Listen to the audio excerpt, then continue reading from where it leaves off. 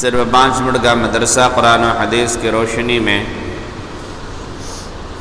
21 ربیع الثانی number 1 اسلامی تاریخ۔ پہلی بیعت عقبہ۔ عقبہ منا کے قریب ایک گھاٹی کا نام ہے جہاں سن 11 نبوی میں مدینہ سے 6 افراد نے آ کر دین اسلام قبول کیا تھا۔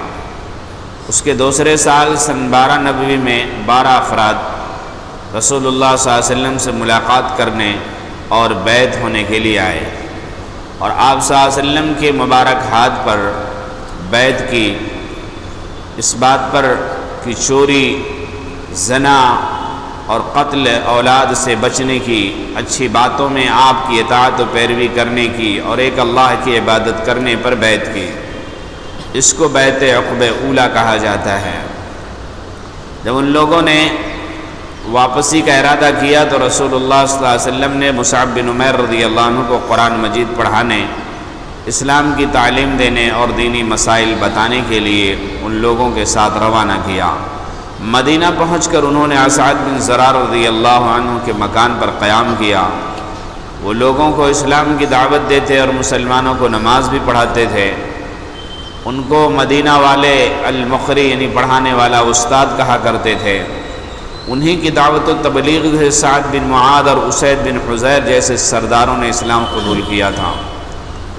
نمبر 2، اللہ کی قدرت، آنکھوں کی حفاظت۔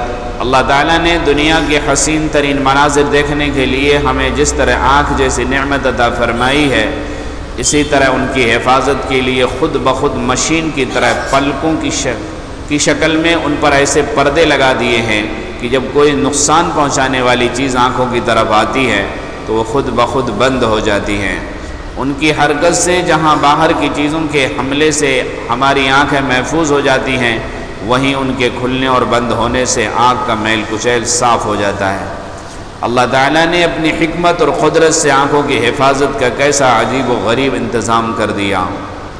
نمبر 3، فرض کے بارے میں شریعت کے خلاف کھائی ہوئی قسم کا حکم۔ رسول اللہ صلی اللہ علیہ وسلم نے ارشاد فرمایا، اگر کوئی شخص کسی بات پر قسم کھائے اور پھر یہ سمجھے کہ اس کے خلاف کرنا ہی قسم پوری کرنے سے بہتر ہے تو اسے چاہیے کہ وہ کام کر کے قسم توڑ دے اور قسم کا کفارہ ادا کر دے۔ کوئی شخص شریعت کے خلاف کسی بات کی قسم کھا لے تو اس پر قسم کا توڑنا اور قسم کا کفارہ ادا کرنا واجب ہے۔ نمبر 4، سنت کے بارے میں رکوع اور سجدے میں انگلیاں رکھنے کا طریقہ۔ رسول اللہ صلی اللہ علیہ وسلم جب رکوع فرماتے تو ہاتھوں کی انگلیوں کو کھلی رکھتے اور جب سجدہ فرماتے تو انگلیاں ملا لیتے۔ نمبر 5، اہم کی فضیلت، گھر سے وضو کر کے مسجد جانا۔ رسول اللہ صلی اللہ علیہ وسلم نے فرمایا، جب تم میں سے کوئی گھر سے وضو کر کے مسجد آئے تو گھر لوٹنے تک اسے نماز کا ثواب ملتا رہے گا۔ نمبر 6، گناہ کے بارے میں ہنسانے کے لیے جھوٹ بولنا۔ رسول اللہ صلی اللہ علیہ وسلم نے فرمایا، اس شخص کے لیے ہلاکت ہے جو لوگوں کو ہنسانے کے لیے کوئی بات کہے اور اس میں جھوٹ بولے، اس کے لیے ہلاکت ہے۔ نمبر 7، دنیا کے بارے میں ضرورت سے زائد سامان پر شیطان کی نظر۔ رسول اللہ صلی اللہ علیہ وسلم نے حضرت جابر بن عبداللہ رضی اللہ عنہما سے فرمایا، ایک بستر آدمی کے لیے اور ایک اس کی بیوی کے لیے، تیسرا مہمان کے لیے اور چوتھا شیطان کے لیے ہوتا ہے۔ نمبر 8، آخرت کے بارے میں حوض کوثر کیا ہے؟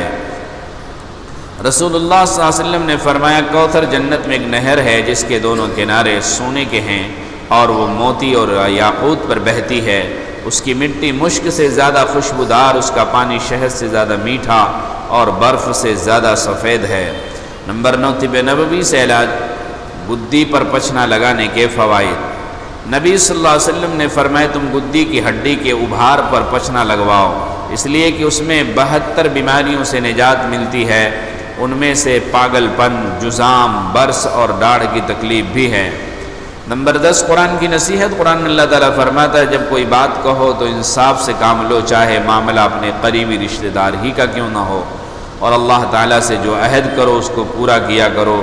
اللہ تعالیٰ نے تمہیں اس کا تاکیدی حکم دیا ہے تاکہ تم یاد رکھو اور عمل کرو۔ اللہ تعالیٰ ہم سب کو عمل کی توفیق عطا فرمائے۔ سبحان اللہ و بحمدہ، سبحانک اللہم و بحمدک، ونشہد ان لا الہ الا انت نستغفرک۔ سبحان ربک رب العزة عما یصفون وسلام علی المرسلین.